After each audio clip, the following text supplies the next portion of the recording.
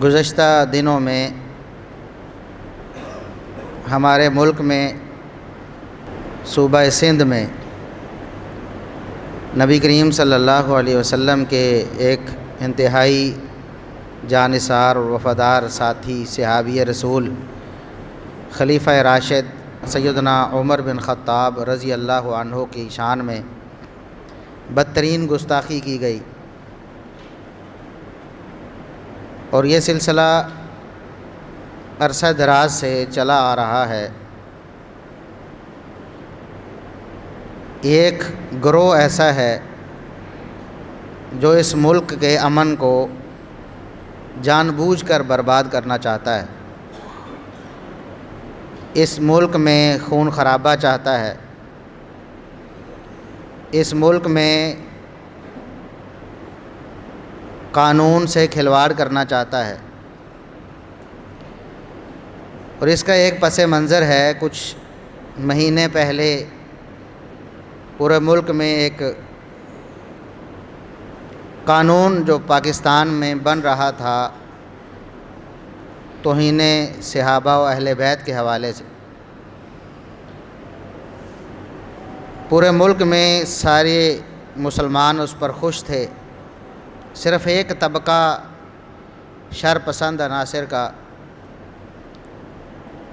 وہ اس کی مخالفت کر رہا تھا، اور اسی پس منظر میں یہ بدترین جو گستاخی ہے وہ کی گئی۔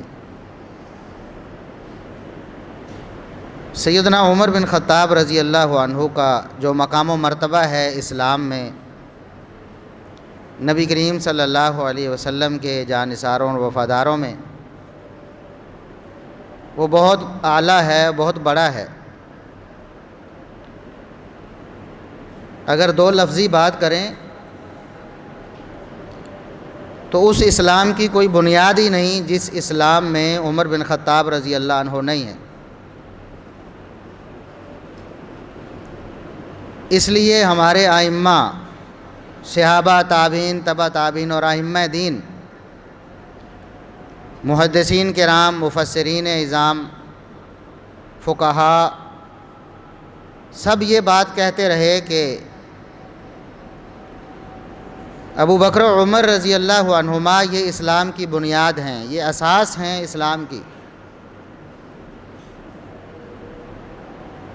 ان پر تبرہ کرنا یہ اسلام کو ڈھانے کے مترادف ہے۔ جو ابو بکر و عمر رضی اللہ عنہما کا احترام نہیں کرتا، ان کی شان اور مقام کو نہیں مانتا، وہ اسلام کو نہیں مانتا۔ عمر ابن خطاب رضی اللہ عنہ تو اسلام کی شان ہے۔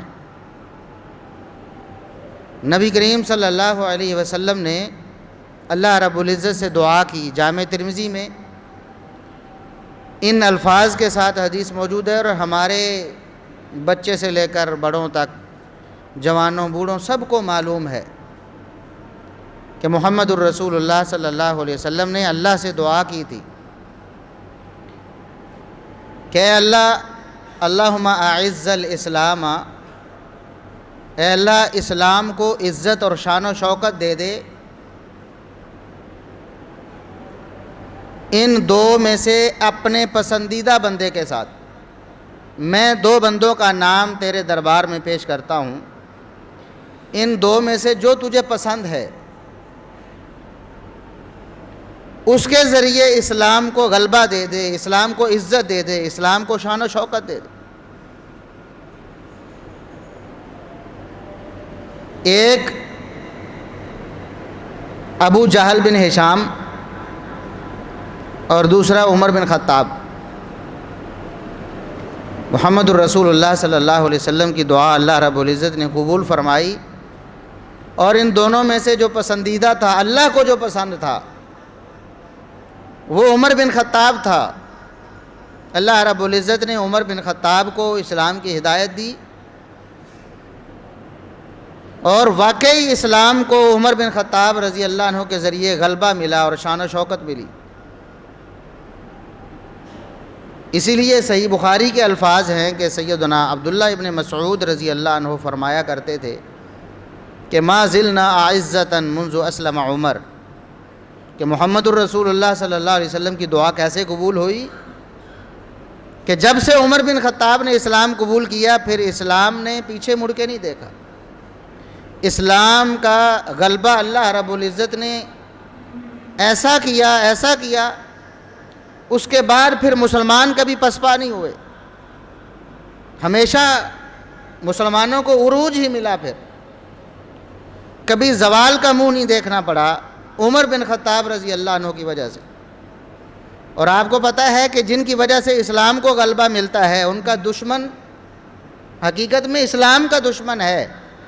عمر بن خطاب کے دشمن وہ ہیں جو نہیں چاہتے کہ اسلام کو غلبہ ملے، جو اسلام کے غلبے سے پریشان ہیں، جو اللہ کے دین کے غالب ہونے کی وجہ سے آج تک رسوا ہیں، آج تک ذلیل ہیں، آج تک وہ اپنے زخموں کو چاٹ رہے ہیں، اپنے دانتوں کو پیس رہے ہیں، اور اللہ رب العزت کے اس فرمان کے مصداق بنے ہوئے ہیں لیغیظ بہم الکفار.